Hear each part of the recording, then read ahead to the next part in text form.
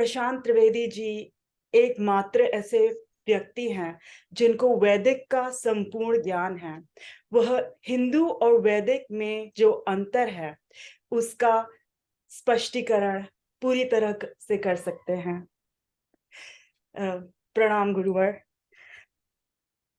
हिंदू हाँ और हिंदू और वैदिक में जो गुरु की अवधारणा है उसमें क्या फर्क है? हिंदू अवधारणा और वैदिक अवधारणा गुरु की जो है उसमें अंतर क्या है, फर्क क्या है? कृपया इस पर प्रकाश डालें। तो ऐसा है, जब हम गुरु शब्द लेते हैं पहले, तो जो जो गुरु शब्द का जो उसमें सबसे बड़ी चीज है गुरु में, वैदिक के हिसाब से, वो है ज्ञान। गुरु में ज्ञान होना चाहिए। जी ठीक है। अब जब हम हिंदू दृष्टिकोण से देखते हैं इस बात को, गुरु को, तो उसमें ज्ञान इतना महत्वपूर्ण नहीं रहता, और जी चीजें महत्वपूर्ण रहती हैं। अब जैसे किसी की दाढ़ी बड़ी है, ठीक है, ये महत्वपूर्ण हो जाता है। उन्होंने भगवा, जो सैफ्रॉन जिसको कलर कहते हैं, वो वस्त्र धारण किए हुए हैं, ये इम्पोर्टेंट, ये महत्वपूर्ण हो जाता है। फिर कि ये महत्वपूर्ण हो जाता है कि उस वस्त्र का मतलब ये होता है कि उनका कोई कोई स्त्री के साथ संग नहीं है। जी ठीक है, स्त्री संग नहीं है, ये मतलब हो जाता है।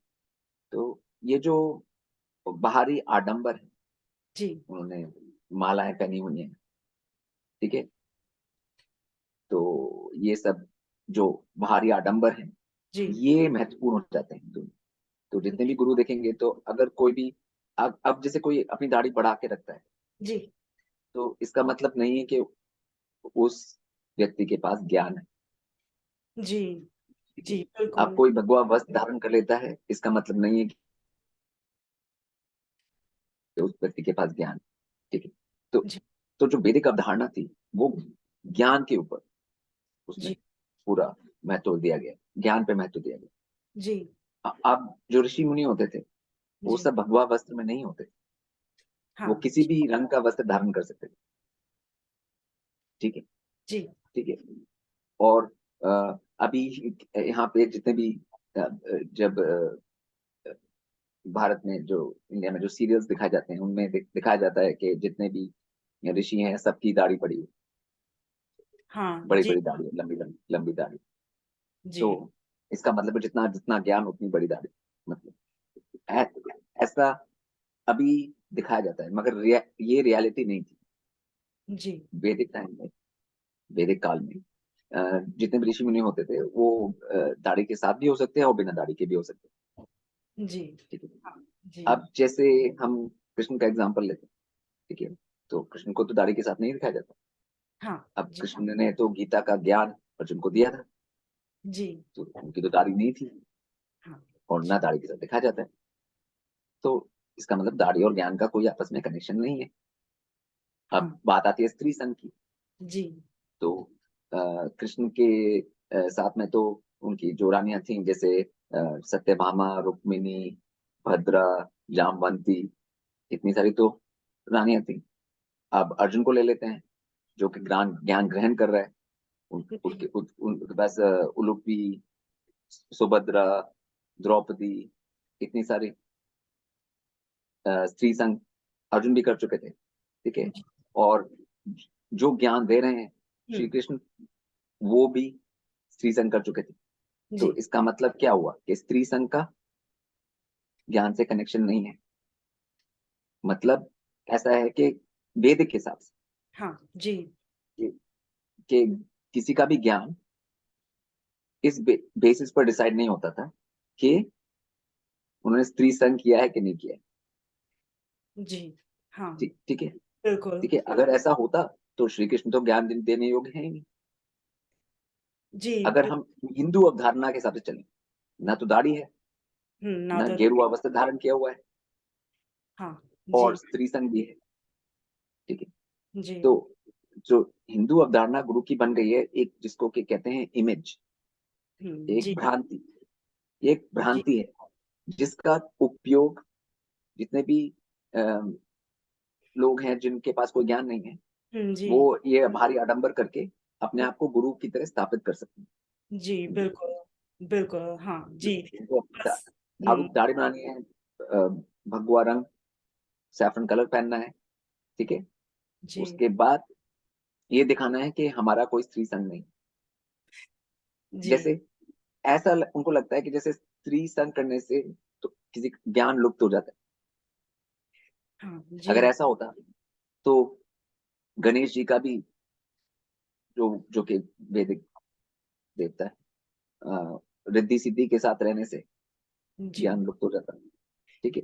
अब लक्ष्मी तो हमेशा विष्णु नारायण के पांव दबा रही है हर वक्त।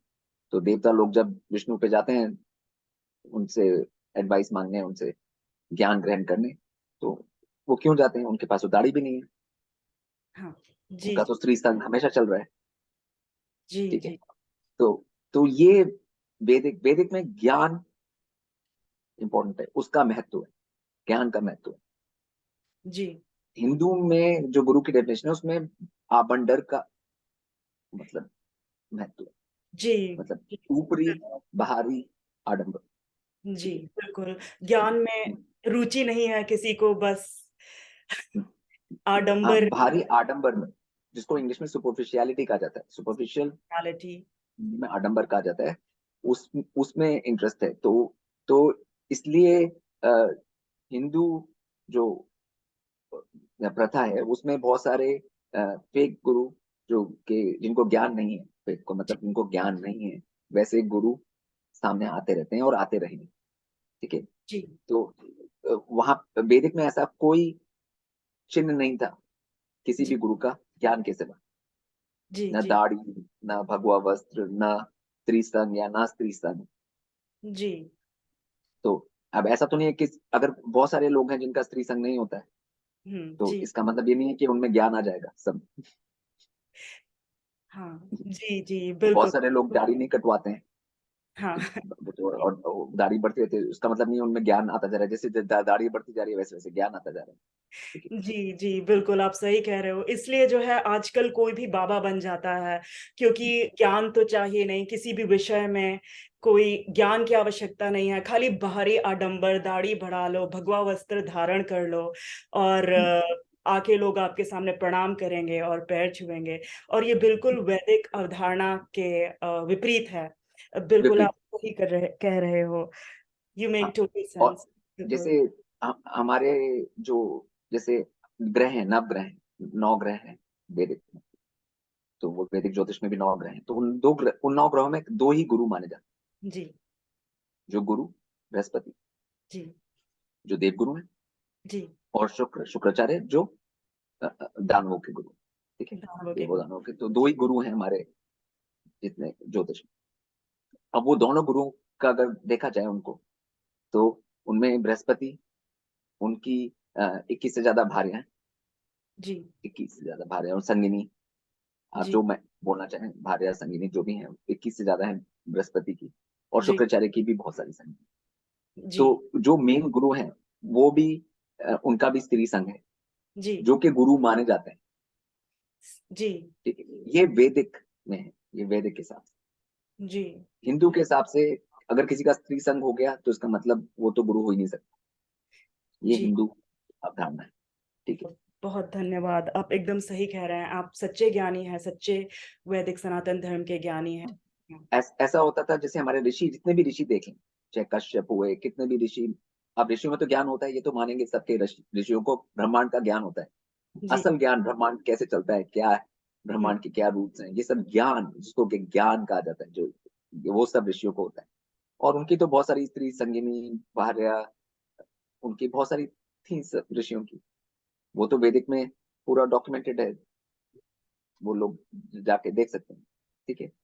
जी, जी, जी, जी। उनकी हाँ, शिष्या भी थी, भार्या भी थी, संगिनी भी थी, बहुत सारी थी, मतलब। तो उन ऋषियों का ज्ञान तो लिप्त नहीं हो रहा था स्त्री संघ से, कि हाँ, ये जो अवधारणा है कि स्त्रियों के संग से ज्ञान नहीं हो सकता, जी, मतलब ये एक मूर्खतापूर्ण अवधारणा है। अवधारणा है। वो खाली जो अभी हिंदू जो पंथ बना है उसमें आई है, हुँ, वो बिल्कुल। वैदिक में कहीं भी नहीं है। हाँ, कोई भी एग्जाम्पल नहीं है वैदिक में। इस बात वैदिक का। में कोई भी एग्जाम्पल नहीं है।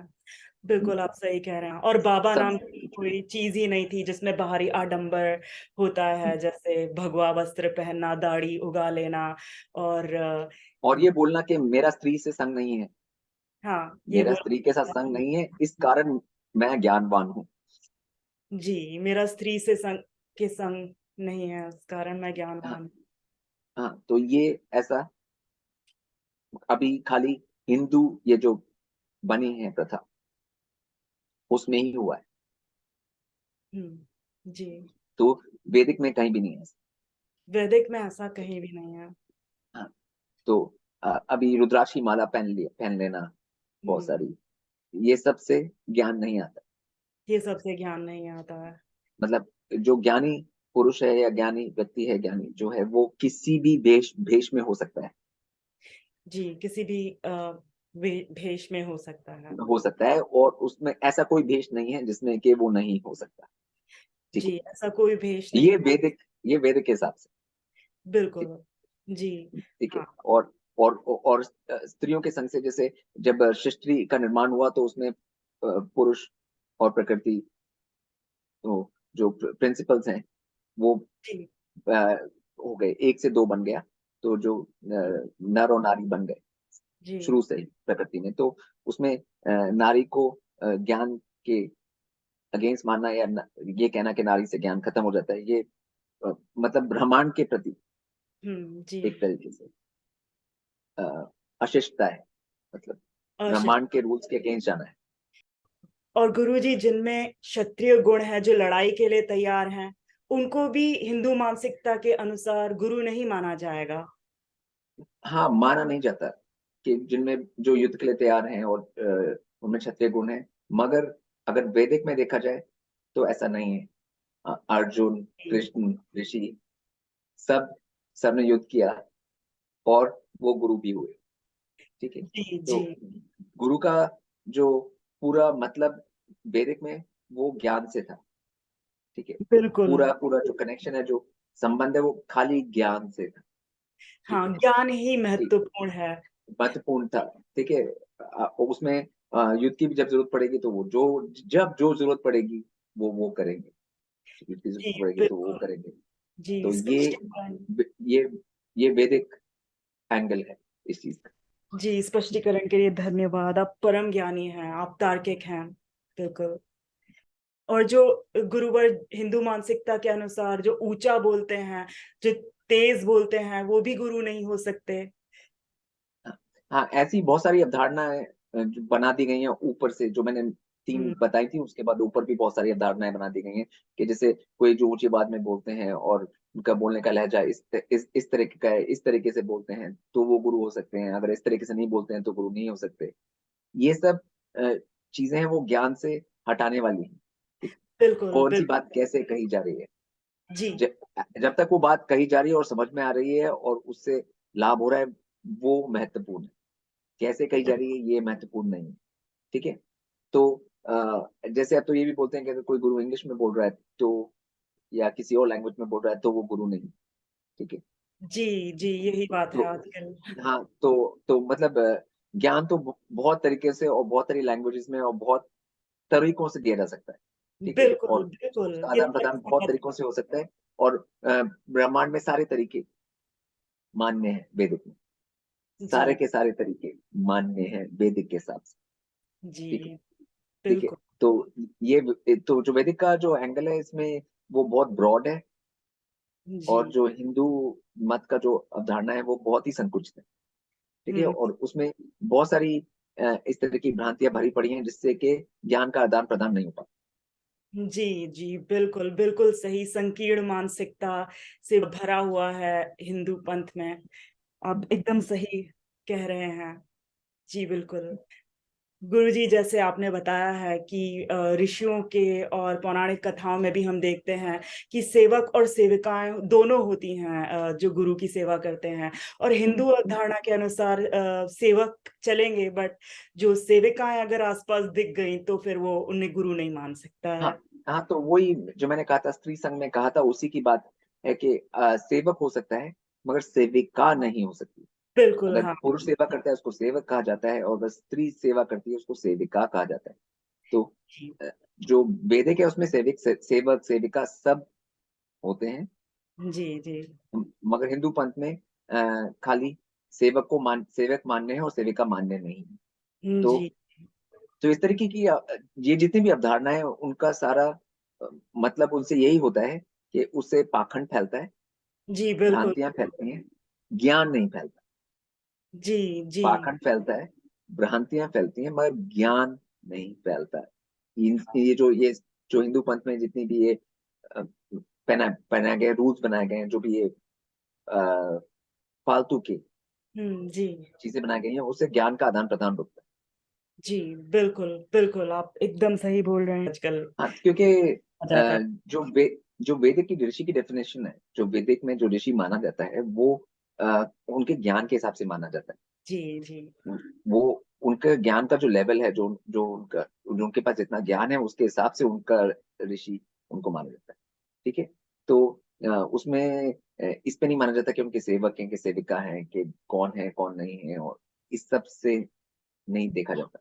तो उनके जी, सेवक सेविका सब कुछ होते थे। तो क्योंकि वहां पे जो मापदंड है वो ज्ञान होता था। जी, जी, हम्म, बिल्कुल। ये सब चीजें नहीं होती। यस, आप यू मेक टोटल सेंस। धन्यवाद गुरुवर स्पष्टीकरण के लिए। ना सीखने का रवैया हिंदू मानसिकता की आधारशिला है।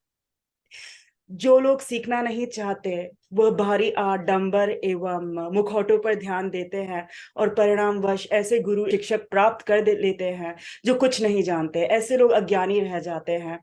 आपने हिंदू और वैदिक में अंतर बता के आंखें खोल दी हैं। आप परम ज्ञानी हैं। आप तार्किक हैं। आप सच्चे गुरु हैं। आप झूठ की सारी परतों को भेद कर सभी मामलों के रूट तक पहुंचते हैं। धन्यवाद गुरुवर।